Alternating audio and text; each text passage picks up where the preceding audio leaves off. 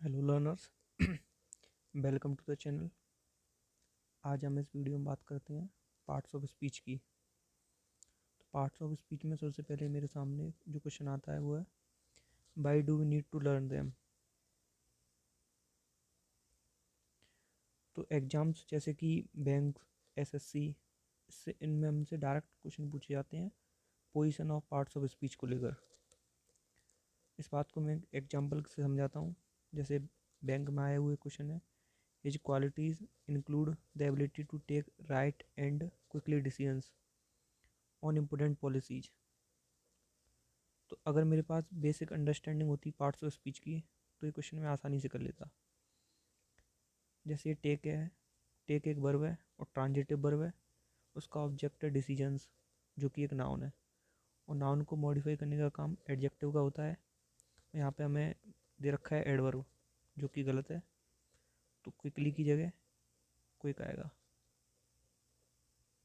तो ऐसे क्वेश्चंस को हमें सॉल्व करने के लिए हमें position of parts of speech पता होनी चाहिए, और position of parts of speech पता होने से पहले हमें पार्ट्स ऑफ स्पीच क्या होते हैं वो पता होने चाहिए। तो चलिए अपना सेशन स्टार्ट करते हैं। Words are divided words are divided into different kinds और classes called part of speech according to their use, that is according to the work they do in a sentence. The parts of speech are 8 in number। मतलब कि words को different different types में divide किया गया है, और वो criteria क्या है कि जो वो एक सेंटेंस में जो वर्क करेंगे उनके उनके बेसिस पे हमने इनको डिवाइड किया गया है। Part of speech total 8 in number है। तो यहाँ से इतनी सी बात से मैं एक बात कह सकता हूँ कि इंग्लिश का मेरे सामने अगर कोई भी वर्ड आएगा तो वो इन 8 में से कोई ना कोई होगा। या तो वो नाउन होगा, या वो एडजेक्टिव होगा, या वो प्रोनाउन होगा, या वो वर्ब होगा, या वो एडवर्ब होगा, या वो प्रीपोजिशन होगा, या कंजंक्शन होगा, या इंटरजेक्शन होगा। तो यही हमारी पार्ट ऑफ स्पीच है। चलिए इनको सबको एक एक करके देखते हैं। नाउन।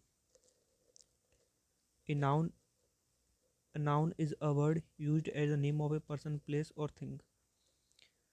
किसी पर्सन, प्लेस और थिंग को नेम देने के लिए जो वर्ड यूज़ किया जाएगा उसी को हम क्या बोलते हैं? नाउन। एग्जाम्पल अकबर और कोलकाता। अब मैंने थोड़ा सा बस समझाने की कोशिश की है कि इसका फंक्शन क्या होता है सेंटेंस में। तो अगर एक सेंटेंस में मेरा नाउन आएगा तो वो या तो सब्जेक्ट होगा या ऑब्जेक्ट होगा, और कुछ नहीं होगा। एक सेंटेंस में अगर मेरा नाउन आया हुआ है तो उसका फंक्शन या तो एज ए सब्जेक्ट होगा या एज ऑब्जेक्ट होगा। अभी बस हमें इतना ही ध्यान देना, आगे आने वाले लेक्चर्स में हम देखेंगे इनका डिटेल फंक्शन नाउन का। अगले पार्ट ऑफ स्पीच पे चलते हैं। Adjective. A word use to add something to the meaning of a noun.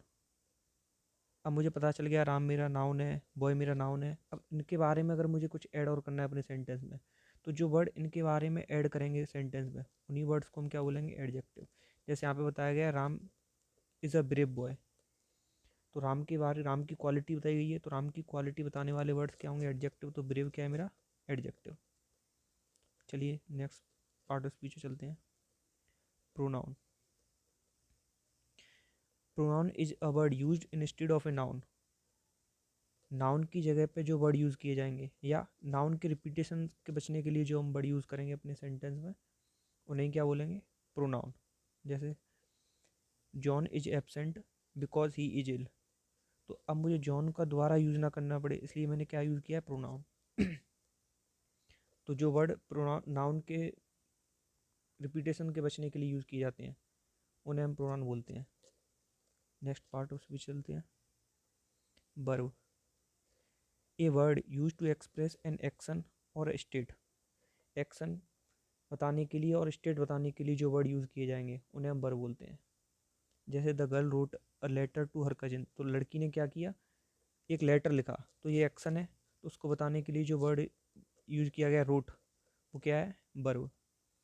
Kolkata is a big city, तो कोलकाता के बारे में बताने के, स्टेट बताने के लिए जो वर्ड यूज़ किया गया है इज, वो क्या है? वर्ब। तो एक्शन और स्टेट बताने के लिए जो वर्ड यूज़ किए जाते हैं उन्हें बोलते हैं वर्ब। चलिए नेक्स्ट पार्ट उस वीडियो चलते हैं। Adverb. A word use to add something to the meaning of an meaning of a verb, an adjective और एनोदर एडवर्ब। किसी वर्ब के बारे में अगर हमें कुछ बताना है, एडजेक्टिव के बारे में अगर हमें कुछ बताना है, या एडवर्ब के बारे में अगर हमें कुछ बताना है, तो जो वर्ड इन तीनों चीज़ों के बारे में कुछ बताने के लिए सेंटेंस में लगाया जाएगा उसको हम बोलेंगे एडवर्ब। एग्जाम्पल से देखते हैं। ई वर्कड द सम क्विकली। यहाँ पे जो क्विकली है वो हमारा एडवर्ब है, और ये हमारे वर्कड जो वर्ब है उसके बारे में बता रहा है। तो यहाँ पे जो क्विकली एडवर्ब है वो वर्कड है उसको मॉडिफाई कर रहा है। दूसरे सेंटेंस में this flower is very beautiful. यहाँ पे जो वेरी है वो हमारा एडवर्ब है, और ये मॉडिफाई कर रहा है एडजेक्टिव ब्यूटीफुल को। पहले में जो एडवर्ब क्विकली है वो वर्कड वर्ब को मॉडिफाई कर रहा है, दूसरे में जो एडवर्ब है वेरी वो एडजेक्टिव ब्यूटीफुल को मॉडिफाई कर रहा है, और तीसरे सेंटेंस में हमारा एडवर्ब है C pronounce the word quite correctly. Quietly हमारा एडवर्ब है, तो इसको मॉडिफाई कर रहा है क्वाइट। तो हमारी डेफिनेशन के अकॉर्डिंग एडवर्ब क्या कर सकता है, एक वर्ब को मॉडिफाई कर सकता है, एक एडजेक्टिव को मॉडिफाई कर सकता है, और एनोदर एडवर्ब को मॉडिफाई कर सकता है। पहले सेंटेंस में वर्ब को मॉडिफाई कर रहा है, दूसरे में एडजेक्टिव को, तीसरे में एडवर्ब को। नेक्स्ट स्लाइड पे चलते हैं। Preposition, a word used with a noun और pronoun to show how the person और thing denoted by the person और pronoun stands in relation to the something else. Example से देखते हैं इस बात को। There is a cow in the garden. तो प्रीपोजिशन वो वर्ड है जो काउ और गार्डन के बीच में जो रिलेशन बता रहा है, उसी वर्ड को हम बोलते हैं प्रीपोजिशन। यहाँ पे इन्हें वो रिलेशन बता रहा है। प्रीपोजिशन का मतलब ही यही है, प्री प्लस पोजिशन। नाउन से पहले आकर उस नाउन का रिलेशन बाद बाकी पूरे सेंटेंस के साथ बताने का काम प्रीपोजिशन का होता है, इसीलिए इसका नाम प्रीपोजिशन है। जैसे सेकंड एग्जांपल में the girl is fond of music. तो म्यूजिक और गर्ल दोनों के बीच में जो रिलेशन बता रहा है वो ऑफ बता रहा है। ये सिर्फ अभी मतलब देखने के लिए बस। Join things of unequal rank. Preposition जो दो चीज़ों को ऐड जॉइन करेगी वो अनइक्वल रैंक की होंगी। आगे आने वाले लेक्चर्स में पता चलेगा मतलब क्या मतलब है इसका, बस अभी याद रख लेना है। Conjunction, a word use to join words और सेंटेंसेस। वर्ड्स और सेंटेंसेस को जोड़ने का काम एक एक सेंटेंस में जो वर्ड करेगा उसको हम बोलेंगे कंजंक्शन। जैसे एग्जांपल में Ram and Hari are cousins.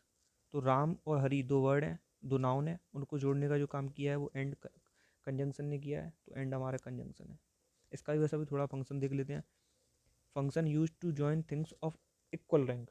दो इक्वल रैंक की चीज़ों को जोड़ने का काम एक सेंटेंस में कंजंक्शन का होता है। जैसे सेम पार्ट ऑफ स्पीच की चीज़ें मतलब जोड़ते हैं ये। अगर एडजेक्टिव एक तरफ है तो दूसरी तरफ भी एडजेक्टिव, अगर एक तरफ नाउन है जैसे इसमें एग्जांपल में इधर नाउन है तो इधर भी नाउन है, और इधर भी सब्जेक्ट है हरी, और राम और हरी दोनों ही सब्जेक्ट हैं, दोनों इक्वल रैंक की चीज़ें ऐड करी हैं, तो इसीलिए हमारी जो वर्ब है यहाँ पे प्लूरल आई है। आगे आने वाले लेक्चर्स में और क्लियरली देखेंगे इसको। इंटरजेक्शन, ये हमारे सिलेबस में नहीं है पर फिर भी पार्ट ऑफ स्पीच में तो देख लेते हैं बस थोड़ा सा। Interjection, a word which expresses some sudden feelings. Sudden feelings को रिप्रेजेंट करने के लिए जो वर्ड यूज़ किया जाएगा वो इंटरजेक्शन होगा। एग्जाम के लिए हुर्रा बी अ बॉन द गेम। हुर्रा जो वर्ड है वो इंटरजेक्शन है। तो चलिए यहीं पे सेशन डिसमिस करते हैं।